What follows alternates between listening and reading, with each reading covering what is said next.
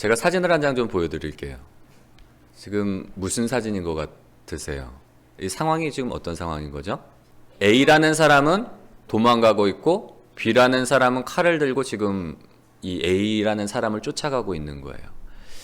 그러니까 가해자는 B가 되겠고 피해자는 A가 되겠죠.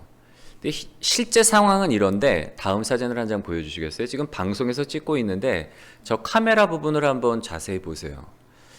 여러분 지금 카메라로 보면은 가해자와 피해자가 어떻게 되어 있죠? 반대로 되어 있잖아요. 그렇죠?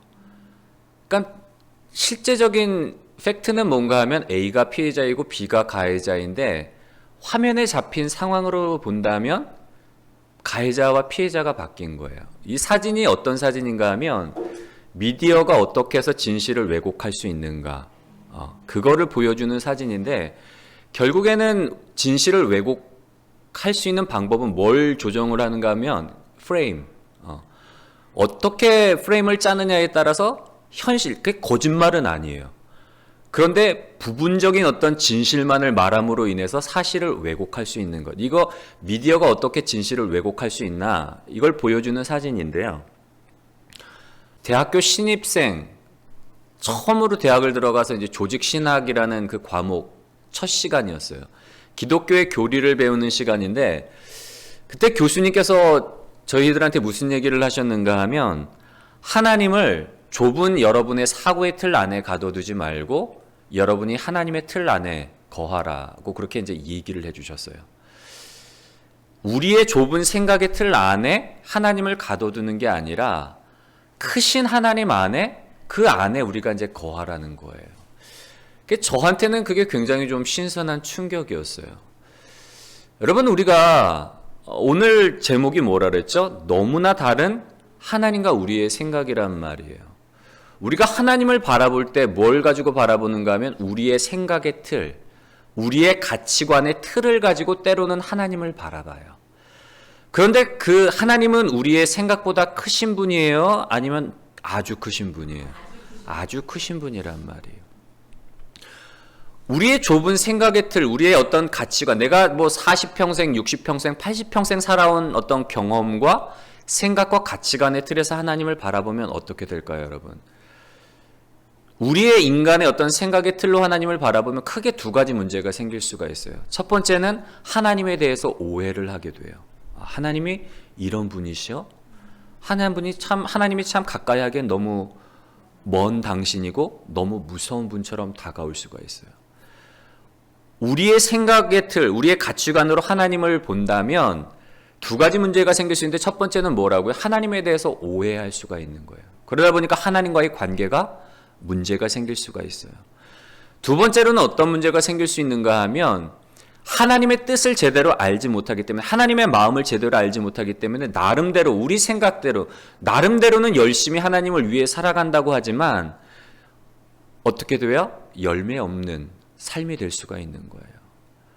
우리의 생각의 틀로 우리의 가치관의 틀로 하나님을 바라보면 하나님을 제대로 우리가 알지 못하면 그 두 가지 문제가 생길 수가 있는 거예요. 관계의 문제와 그리고 열매 없는 인생이 될 수 있다는 거.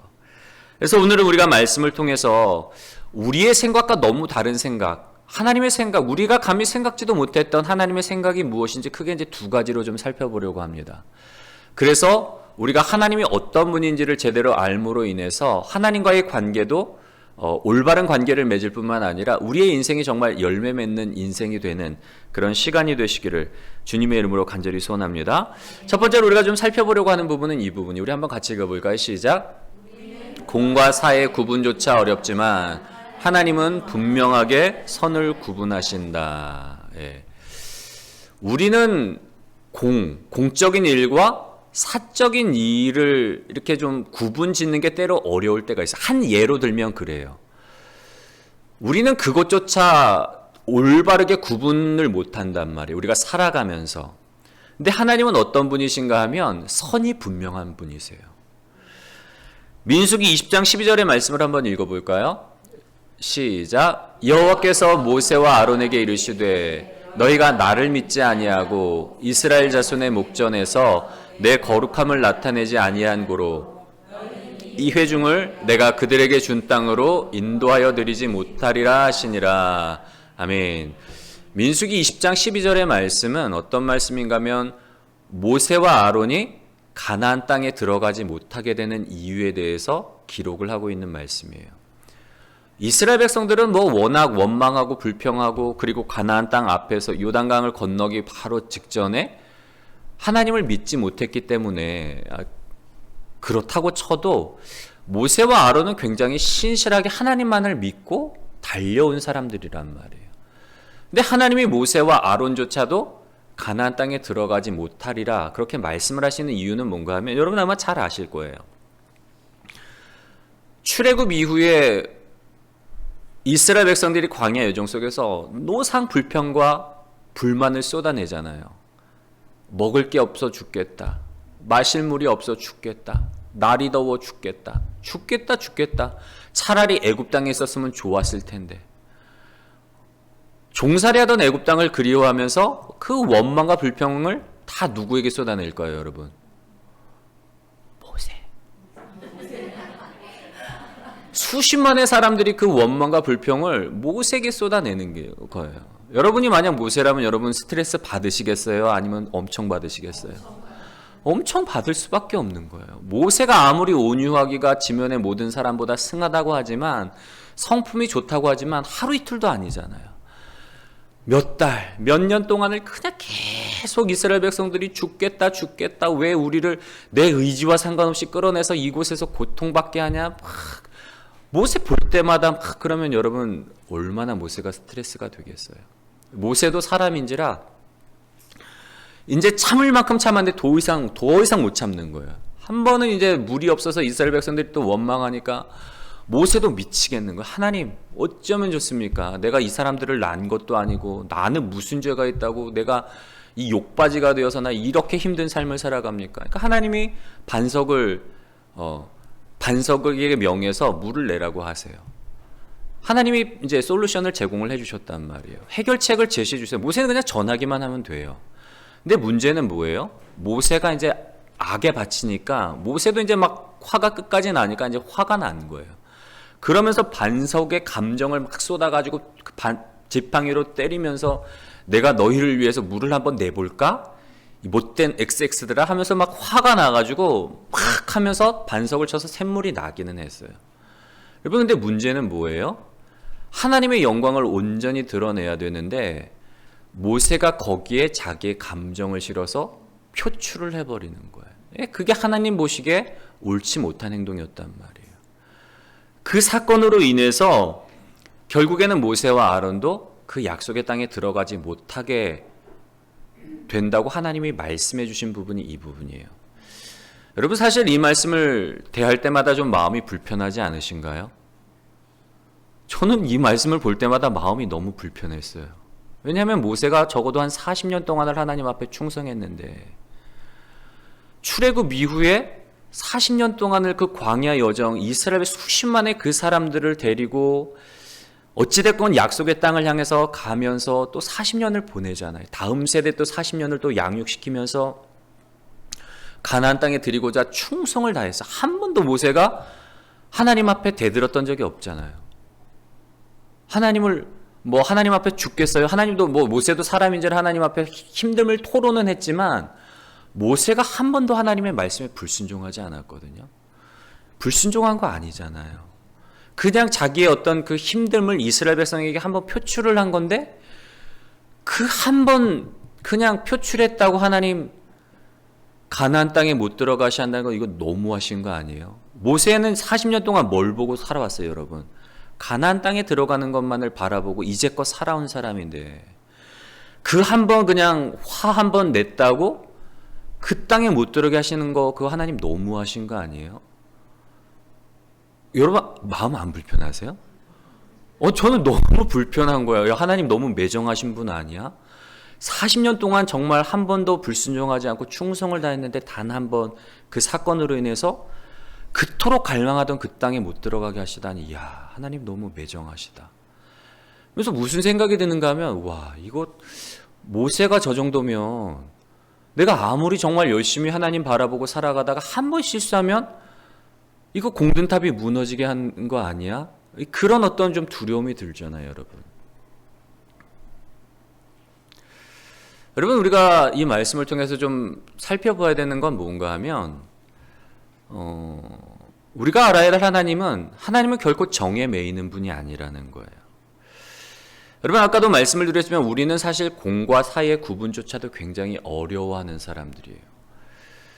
공으로 써야 하는 어떤 회사 법인카드나 아니면 공적인 일에만 사용해야 되는 어떤 그 관용 차량들을 그냥 사적으로 유용하는 경우들이 굉장히 많잖아요. 사실 그거 횡령이거든요. 근데 그거 별 죄책감 안 느끼고 아예 그냥 뭐 가는 김에 한번 타는 건데 뭐. 우리는 공적인 일과 사적인 일에서 구분을 짓는 것도 굉장히 어려워해요.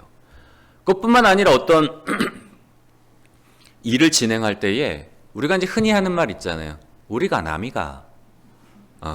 우리가 남이가.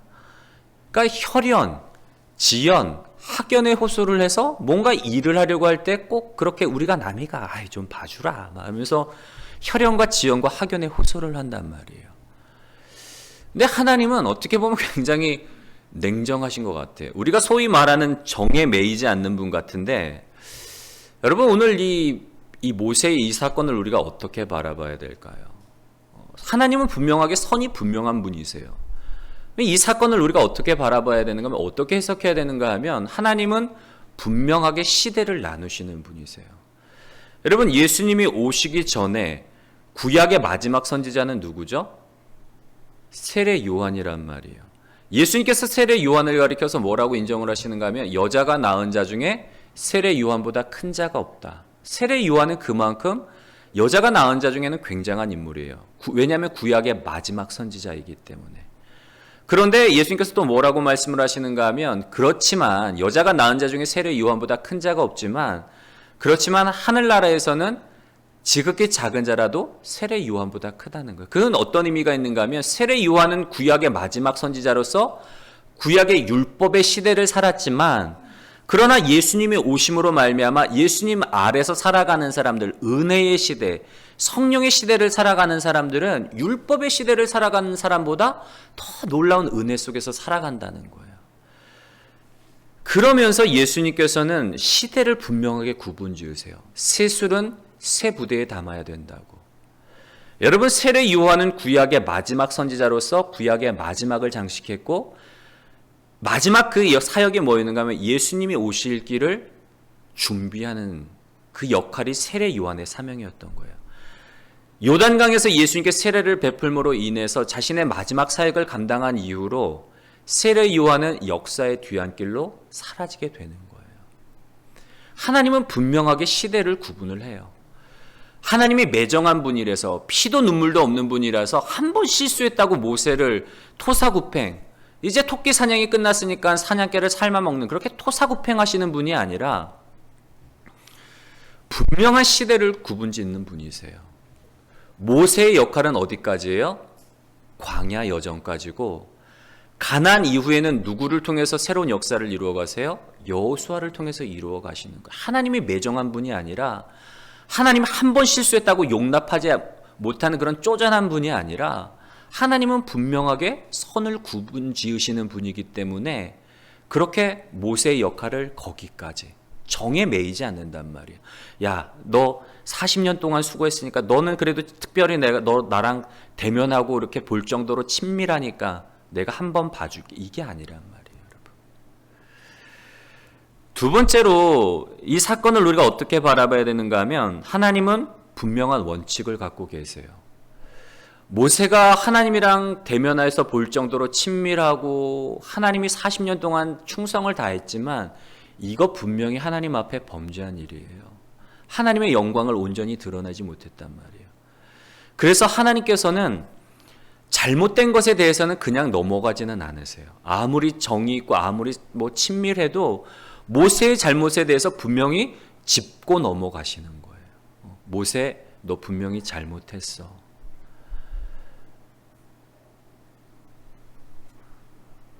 여러분, 우리가 그렇다고 오해하면 안 돼요. 아까도 말씀을 드렸지만 이 사건을 우리가 어떻게 해석할 것인가? 모세의 역할은 어디까지라고요? 광야까지가 그 역할인 거예요. 그렇기 때문에 모세가 가나안 땅에 들어가지 못하는 것이지, 단 한 번의 실수로 인해서, 그 실수로 인해서 하나님의 모세를 심판하신 건 아니라면, 모세의 잘못을 지적은 하세요. 그러나 그렇다고 모세를 버리는 건 아니잖아요. 모세를 향한 하나님의 전적인 사랑을 철회하신 건 아니란 말이에요. 우리가 오해하면 안 돼요. 세 번째로 어떻게 보면 이 사건은 모세를 위한 배려라고 볼 수가 있어요, 여러분. 여러분, 광야의 여정이 힘들까요? 아니면 가나안 땅에 들어가서 전쟁을 치르는 일이 더 힘든 일일까요? 전쟁을 치르는 일이 더 힘들어요. 가나안은 그냥 불편은 하죠. 마실 물이 없고 먹을 게 없기 때문에, 쉴 곳이 없기 때문에 불편은 해요. 그래도 불편하지만 살만하다고. 왜냐하면 하나님이 구름 기둥과 불 기둥으로 인도해 주시고 만나와 메추라기를 공급해 주시고 반석을 쳐서 샘물나게 하시기 때문에 살만해요. 근데 가나안은 어때요, 여러분? 이건 전쟁이란 말이에요. 정말 목숨이 왔다 갔다 하는 상황이에요. 여러분, 그런 상황 가운데서 모세가 만약에 가나안 땅에 들어가서 여전히 리더로서 서야 한다면 어떻게 될까요? 나이가 80인데 얼마나 힘들겠어요, 여러분. 저는 이게 하나님의 은혜라고 생각을 해요. 모세의 역할을 광야까지 인도하신 게 모세를 위한 하나님의 배려가 아닐까. 왜냐하면 가나안 땅에선 앞으로 더 힘든 전쟁과 더 힘든 일들이 기다리고 있기 때문에 노령의 모세가 감당하기엔 너무 버거운 짐인 거예요. 그래서 젊은 여호수아를 통해서 그 일을 감당케 하도록 한 하나님의 배려가 그 안에 있는데, 여러분, 우리가 우리의 생각으로만 하나님을 바라본다면 어떻게 될까요? 하나님이 너무 매정한 분이에요. 하나님, 40년 동안 정말 열심히 사역했는데 이렇게 헌신자처럼 버리시는 분이세요? 하나님 이렇게 매정한 분이세요? 우리의 생각으로 하나님을 보면 그렇게 오해할 수밖에 없지만 하나님은 그렇지 않은 분이라는 거예요. 우리는 공과 사, 개인적인 감정과 어떤 사적인 일조차도 구분하지 못하는 그런 사람들이지만 하나님은 절대로 그런 분이 아니에요. 선이 분명하시고 갚아야 될 수고한 것에 대해서는 반드시 갚아주시는 하나님. 나를 사랑한 자들이 나의 사랑을 입으며 나를 간절히 찾는 자를 내가 만날 것이라.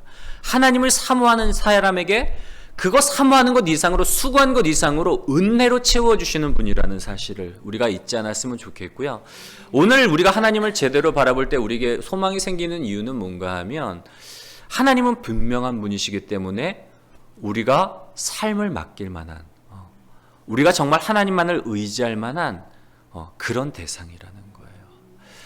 여러분, 우리가 하나님, 정말 분명하신 하나님, 약속대로 이루시는 신실하신 하나님일 뿐만 아니라 우리가 하는 것 이상으로 은혜로, 사랑으로 우리를 선대하시는 하나님을 바라보시는 복된 저와 여러분들이 되시기를 주님의 이름으로 간절히 소원합니다. 두 번째로 우리와 다른 하나님의 생각은 뭔가 하면, 우리 한번 좀 볼까요? 우리 한번 같이 읽겠습니다. 시작. 숫자와 양에 따라 판단하지만 하나님은 숫자와 양을 초월하신다. 여러분, 우리는 굉장히 숫자와 양, 어떤 질양을 가지고 판단을 해요. 우리가 살아가는 모든 삶의 순간 속에서 학교 들어가면 뭘로 채점하죠? 점수로 일단은 평가를 한단 말이에요. 몇 개 맞췄냐, 몇 점 맞았냐, 몇 등급이냐, 몇 등이냐. 우리는 거의 숫자를 가지고 판단을 해요. 그리고 얼마만큼 남겼냐, 인풋 10개 집어넣어서 얼마만큼 걷었냐, 10개 뽑았으면 본전치기, 20개 뽑았으면 10개 남겼네, 10개 집어넣었는데 5것밖에 못 얻었어. 그러면 너 마이너스. 이렇게 우리는 평가를 하고 평가를 받는단 말이에요. 그게 너무나 익숙해요, 우리는. 그러다 보니까 우리가 신앙생활할 때도 어떤 생각을 갖고 있는가 하면, 하나님 앞에 많이 드리고 하나님 앞에 많이 헌신하면 하나님이 많이 복 주실 것이다 라는 그런 생각을 갖고 있어요. 하나님 앞에 많은 시간을 들여서 헌신하고 많은 헌금을 하면 하나님이 좋아하시고 그래서 더 많이 복 주시고 그럴 거라고 생각을 하는데 사실 그렇지 않단 말이에요. 우리는 숫자와 양을 가지고 판단을 하고 그렇게 또 판단을 받는다고 이렇게 생각을 하지만 절대로 하나님은 숫자와 양을 가지고 판단하지 않는 분이세요. 여러분, 우리가 이제 뭐 신앙생활 할 때, 특별히 이제 헌금할 때도 마찬가지지만 우리가 이제 선교회 할 때도 이제 마찬가지예요. 선교의 어떤 열매들. 우리 최용선 선교사님 유가족분들 오늘 예배 참석해 주셨는데, 사실 일본 선교가 쉽지 않잖아요. 우리 뭐 문승욱 전사님도 누누이 하시는 얘기지만 일본 선교는 철판에 꽃을 피우는 것처럼 너무나 어려운 일이다라는 거. 아무리 쏟아부어도 밑 빠진 독에 물 붓기처럼 열매를 거두기가 쉽지 않은 거예요. 그러면 그런 사역 현장에서 사역하는 선교사들은 굉장히 어떤 스트레스를 받아요. 내가 부족해서 내 노력이 충분하지 못해서 이런 열매가 없는 걸까? 나름대로 정말 수고를 했는데 너무 초라한 열매로 인해서 하나님 앞에 서는 것조차 굉장히 좀 죄송한 마음이 들기도 하고 부끄러운 마음이 들기도 한단 말이에요. 제가 예전에 이제 베두인 선교사님 한 분을 만났던 적이 있었는데 이분의 고민도 그건 거예요. 베두인족의 선교가 쉽지 않아요, 여러분. 왜냐하면 워낙 이슬람을 막 강하게 믿고 있다 보니까 복음 잘못 전하면 그냥 죽어요. 복음을 전하는 것조차 쉽지도 않고 그들과 관계를 맺고 한 사람 변화시키기가 쉽지가 않은 거예요. 그 선교사님이 그때 만났을 때 굉장히 오랜 시간을 베두인족 주변에서 뭐 마을 속으로 들어가지도 못해요. 그냥 베두인족 주변에서 가족들, 그 가족만 딸이랑 아들이랑 사모님이랑 요 네 가족만 그냥 생활을 하는 거예요. 한국인도 아무도 없는 그곳에서 그냥 베두인족 마을 속으로 들어가지도 못하고 몇 년째 그냥 주변에서 외롭게 살아가고 있는데 식사를 하는데 그런 고민을 털어놓으시더라고요. 전사님, 제가 실패한 걸까요? 사람들은 왜냐하면 열매를 기대하는데 몇 년 동안 가서 너 한 게 뭐야? 근데 내놓을 게 없는 거예요. 그냥 그곳에서 시간을 보내면서 그들의 이웃이 되어주기 위해서 그냥 보낸 건데 본인도 지치고 너무 힘든 거죠. 외롭고.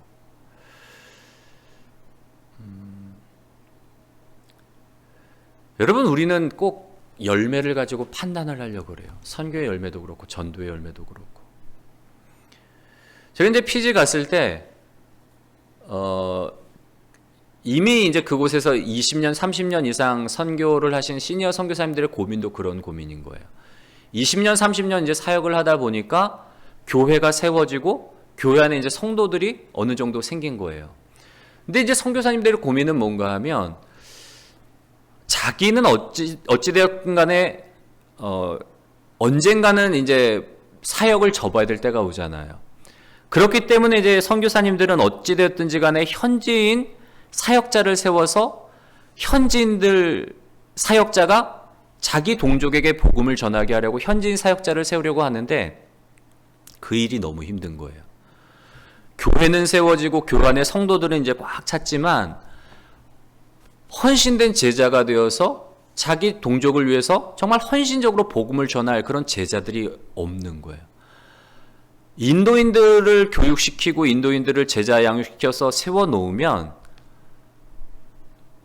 피지에 살고 있는 인도인들의 꿈은 뭔가 하면 우리나라 이제 옛날에 아메리칸 드림처럼 미국 가서 좀 돈 벌어서 잘 살 어떤 그런 아메리칸 드림을 가지고 미국에 건너가는 것처럼 인도인들도 마찬가지예요.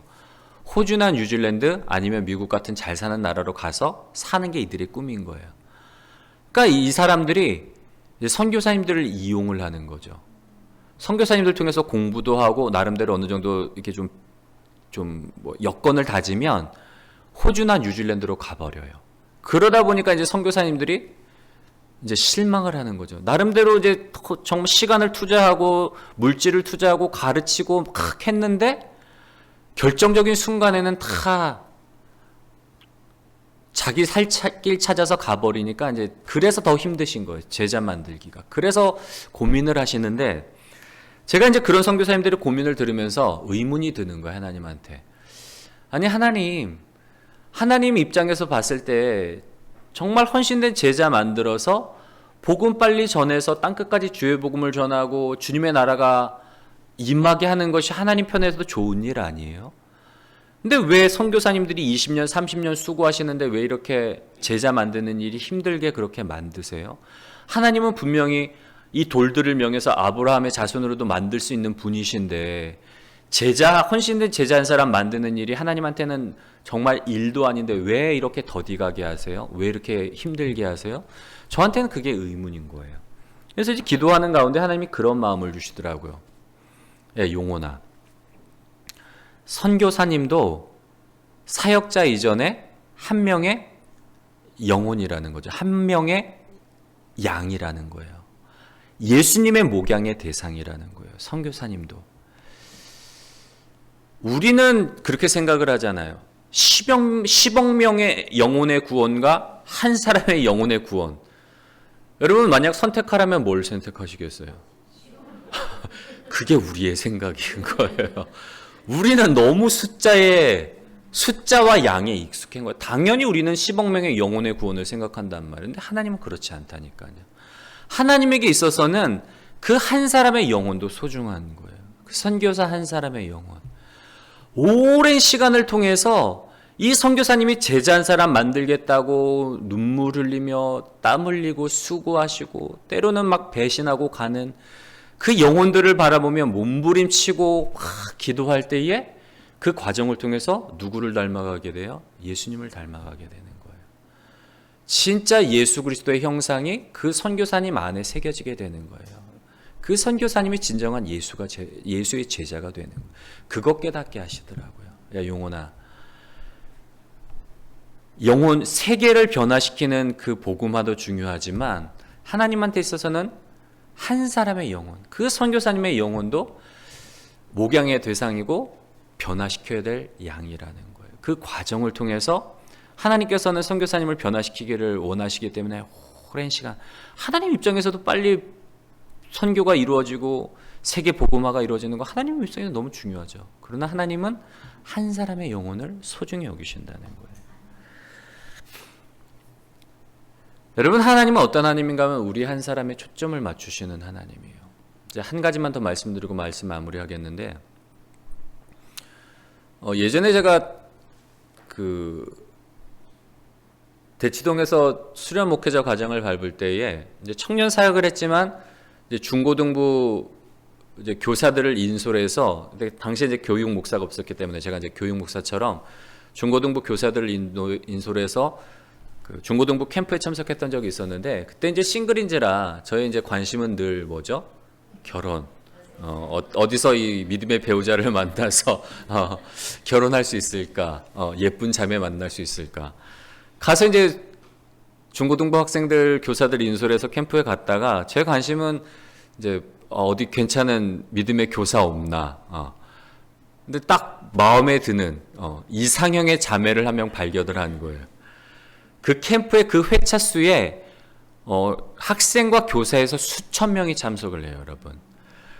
강당 안에 수천 명이 들어가 있으면 이쪽 편에서 저 반대편에 사람의 얼굴이 얼마나게 보이는가 하면 엄지손가락만하게 보여요. 엄지손가락만하게.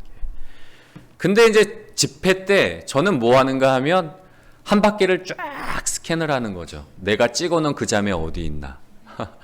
반대편에 있는데 정말 얼굴이 이 엄지손톱만하게 보이는데 신기한 건 뭔가 하면 그 사람의 표정이 다 보이는 거예요. 웃고 있나? 뭐 어떤 표정을 하고 있나? 옆에 있는 교사와 막 웃으면서 얘기를 하는데 너무 예뻐 보이더라고요. 반대편에 있는데 그게 보여요.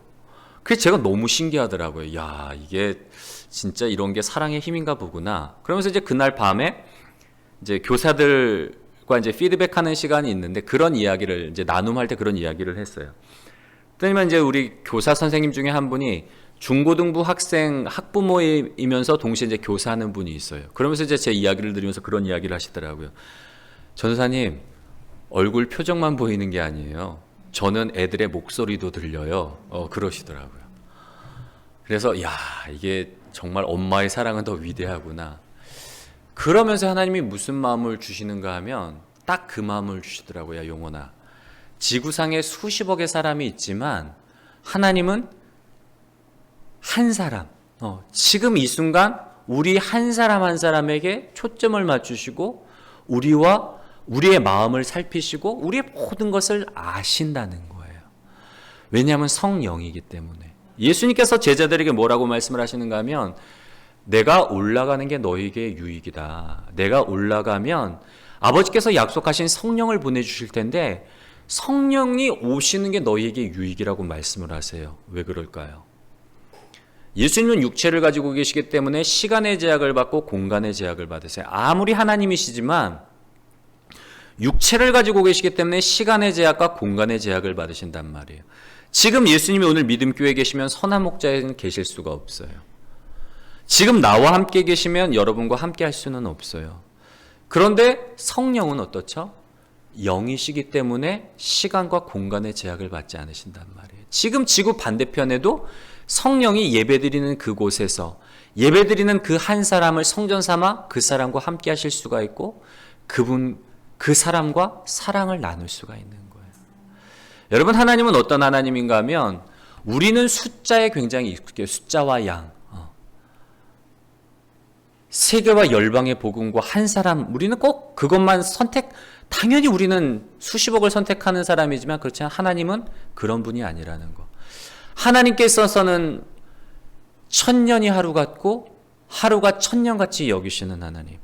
그리고 한 사람의 영혼을 온 천하 만물보다 더 소중하게 여기시는 분이기 때문에 하나님은 결코 숫자와 양에 매이시는 분이 아니에요. 동시에 우리 모두를 사랑할 수 있고 동시에 우리 한 사람에게만 초점 맞추어서 친밀한 사랑을 나누실 수 있는 분이라는 거. 하나님은 결코 우리와 달리 숫자와 양에 매이지 않는 하나님이라는 사실을 우리가 기억함으로 인해서 오늘 하나님 우리 한 사람에 초점 맞추시고 우리를 세상의 전부처럼 온 우주 만물과도 바꿀 수 없는 그렇게 소중하게 생각하는 한 사람으로 우리를 바라보시고 우리에게 그 사랑을 전적으로 쏟아부어 주시는 하나님이라는 사실을 우리가 바라보셨으면 좋겠고요. 그 사랑 안에 거하시는 복된 저와 여러분들이 되시기를 주님의 이름으로 간절히 축복합니다.